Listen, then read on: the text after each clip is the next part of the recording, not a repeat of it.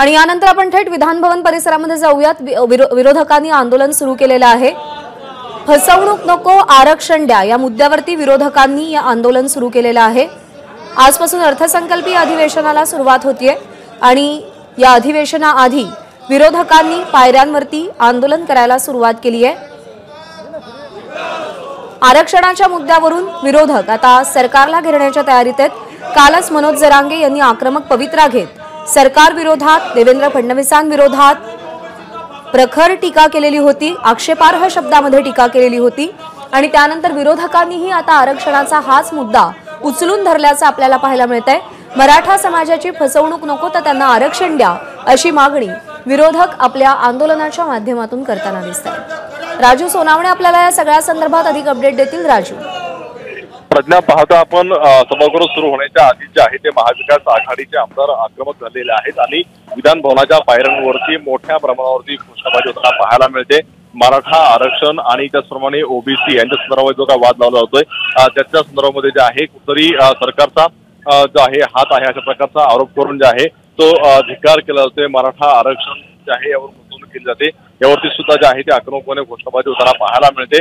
सभागृह अजून सुरू झालेलं आहे, मात्र त्याच्या आधीच पायऱ्यांवरती ह्या आंदोलनाला सुरुवात झालेली आहे। मात्र खरं तर हे आंदोलन जे आहे ते सुरू असताना कुठेतरी महाविकास आघाडीच्या आमदारांची जेवढी संख्या असणं अपेक्षित आहे तेवढी संख्या आपल्याला पाहायला मिळत नाहीये। अवघे काही आमदार जे आहे ते विधान भवनाच्या पायऱ्यांवरती घोषणाबाजी जे आहे ते देताना पाहायला मिळत आहेत। आपण मराठा आरक्षण असेल किंवा मराठा ओबीसी अशा संदर्भातला विषय जो आहे तो महाविकास आघाडीने घेतलेला आहे।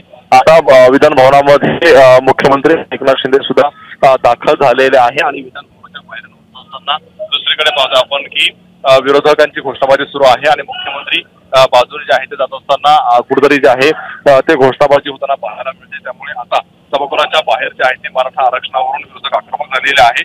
11 वाजता सभागृह सुरू होईल, त्यामुळे सभागृहात सुद्धा विरोधकांची काय भूमिका आहे हे पाहणं सुद्धा महत्त्वाचं राहील। प्रज्ञा, मुख्यमंत्र्यांचं आगमन झालंय आणि तेव्हाच आरक्षणावरून जोरदार घोषणाबाजी केली जाते। विरोधातले हे सगळे आमदार पायऱ्यांवरती उभे राहून आरक्षणासाठी घोषणाबाजी करतायत। ज्यावेळी मुख्यमंत्र्यांचं आगमन झालं त्यावेळी भाई जगताप यांनी हस्तांदोलन केलं त्यांच्यासोबत आणि त्यासोबतच आरक्षणाच्या मागणीसाठी त्यांनी घोषणाबाजी सुद्धा केली।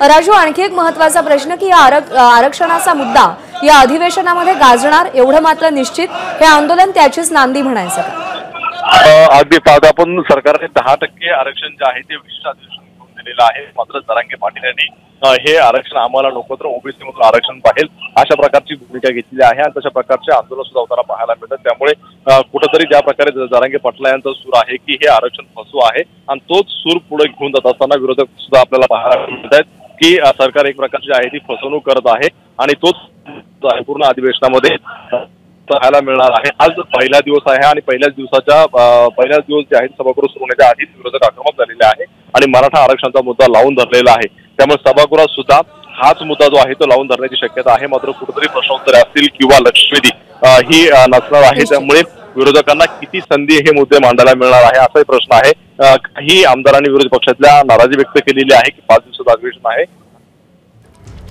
बरोबर आहे, त्यामुळे आता या अधिवेशनामध्ये आरक्षणाच्या मुद्द्यावरून नेमकं काय होतं आणि काय मागण्या समोर ठेवल्या जातात हे पाहावं लागेल। पण सध्या विरोधकांनी पायऱ्यांवरती आंदोलन सुरू केलंय।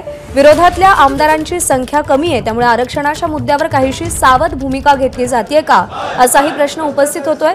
राजू, धन्यवाद दिलेल्या माहितीसाठी। एबीपी माझा, उघडा डोळे बघा नीट।